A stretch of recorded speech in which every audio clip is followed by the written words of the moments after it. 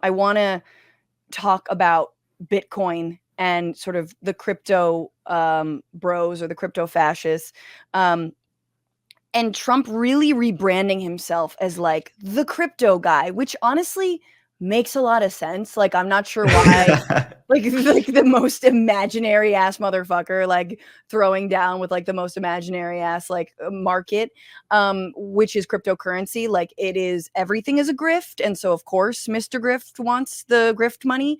But Yeah, he's been selling NFTs and stuff, like he's cashing in. So I read an article that the Washington Post had an article that was basically like sort of like timed it back to the NFT thing. It was like, oh, I love this.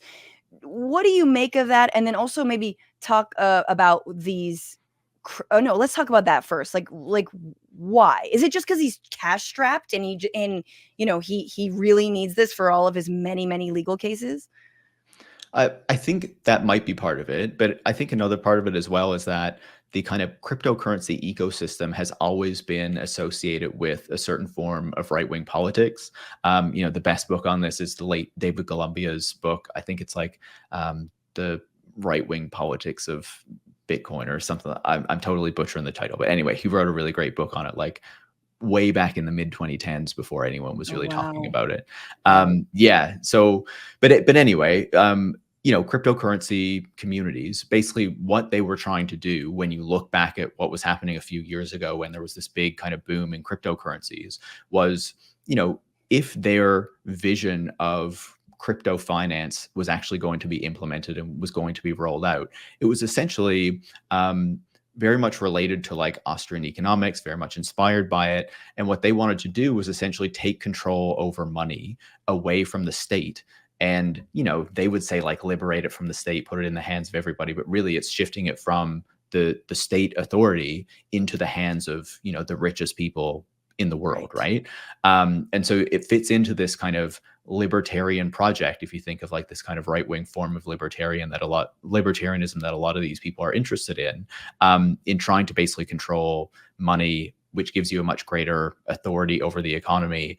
And I think that, it's fair to argue that that would actually cause a lot of problems. We can go back to the days before national currencies and see how there were constant boom and busts because like if the economy was just so volatile, and bringing in national currencies was really good for like regulating the economy and making it so the booms and busts happened a little bit less frequently.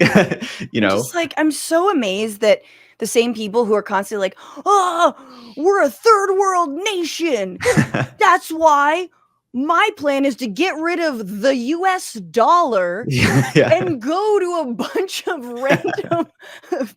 random markets with weird coins named after dogs. Like, Yeah. this makes, that's what a first world nation does. Like, Exactly. come on. Like, But it's also like a lot of these tech folks and a lot of rich people who, were involved in this and were interested in it benefited immensely from that crypto boom too, right? Both because they had investments in crypto companies that increased in value over that time. yeah. And, as long as the companies were able to go public, they were able to cash out and make their money.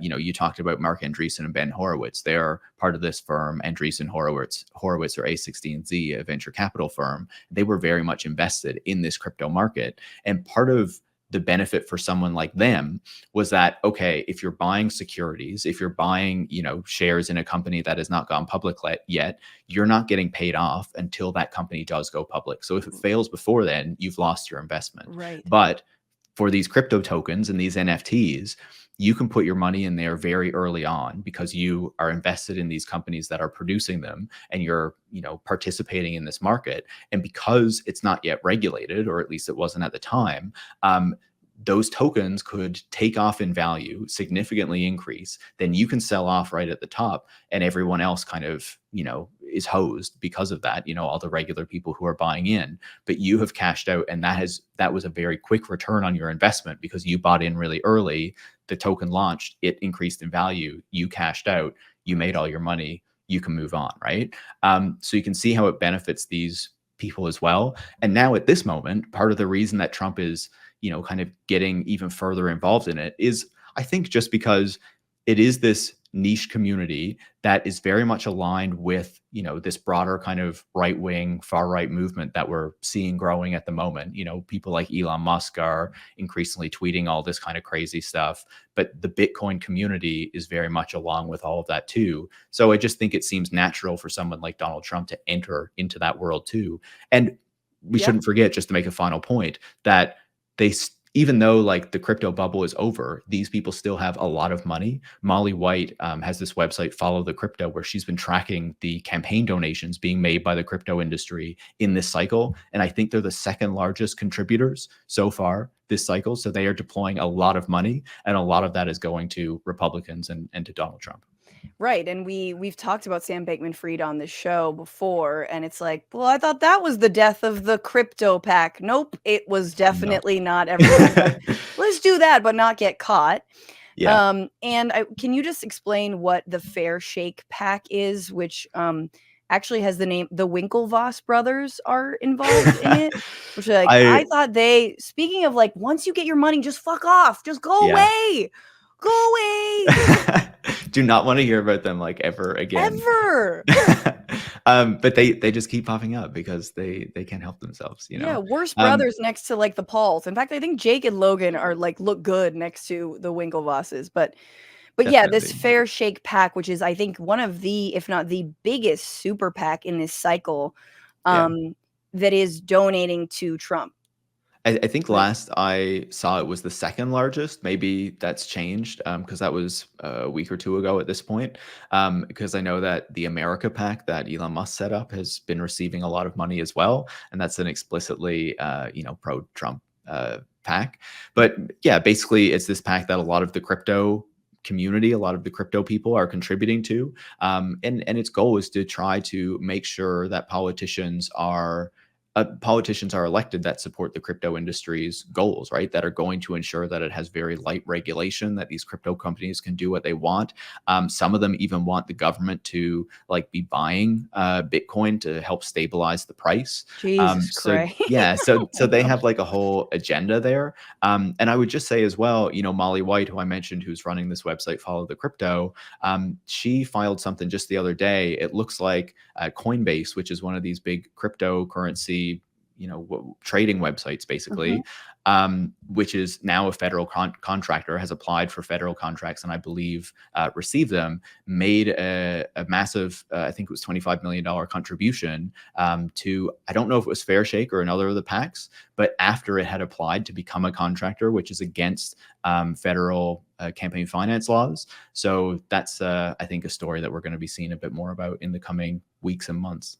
I mean, and in, there's a lot to say, but like, Elon's outsized influence, not just owning Twitter, but of course with the government contracts that SpaceX receives and the money that they receive.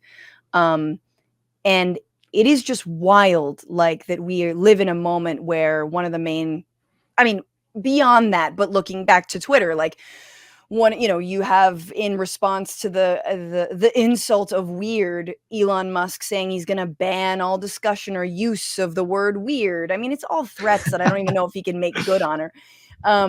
But yeah, I mean, he'll probably start suing people just for saying weird, like he's suing the advertisers for not wanting to advertise on his website. Tell it to Earth. I just, before we go on to the Democrats, I really feel like it's like, even those of you who are listening to me who feel like it's okay to have a billionaire, don't you see what it creates? Like the amount of greed, the fact that someone like Andreessen and Ben Horowitz, who have so much money, it's not enough for them to be like, well, no, I'm going to be a VC and I'm going to take a chance on probably some dumb app that nobody is going to use or is going to undermine an entire industry. But I'm going to, if there's a loss, I take the loss because I'm a billionaire and I can fucking do it. No, that's not enough for them. They've now got to short everybody else through crypto or through, whatever, and through AI, make as much money as possible before we're like, hey, don't use all the freshwater resources for this shit. And Paris, you've spoken about that on this show. But it's like, don't we see that we've created these monsters and like there's never enough for them? And so no, billionaires should not exist, and the tech world is such perfect evidence of that. Yeah, I completely agree. And we're seeing like the real world impacts of that too, right? Like in Brazil, I think it was earlier this year or last year, they were trying to rein in some of these far right people who are, basically causing a lot of political problems and nurturing or inflaming the far right down there, especially after Bolsonaro's rule. We're Right. trying to take some of them off of social media, and Twitter or X, under Elon Musk was basically saying no and trying to fight the Supreme Court and telling them to do that. In Australia earlier this year, they had this really terrible stabbing at an Eastern Orthodox church that was like filmed on video and was being Right. shared all over Twitter. And the government down there and the regulators were like, "Can you please like take this video down?" And Elon Musk was like, "No, free speech." And now, of course, we're seeing these far right riots and attacks in the UK that are affecting many cities, over 20 cities, I believe. I believe it is across the UK. And Elon Musk is posting that it's civil war and this was inevitable, and of course this was going to happen. And the government over there is like, what do we do about this, right? Because part of the reason, and it's not just social media that these things are happening, it's the statements of politicians over a long time. It's the way that the media has been covering migration and race issues for a long time. But it's also in part because these social media platforms are, after the scare of 2016 and when they moderated a lot more and tried to rein some of these things in, we've entered this period where they're much more comfortable with allowing hate speech and far right users to kind of proliferate there. And that's creating real tangible problems in countries around the world. What's going on, Frantifa? If you haven't already, subscribe to this channel right now. Hit that button. And also, you can become a patron and support the show every single week. Get access to bonus episodes and exclusive merchandise. Patreon.com/Bitchuation Room. Do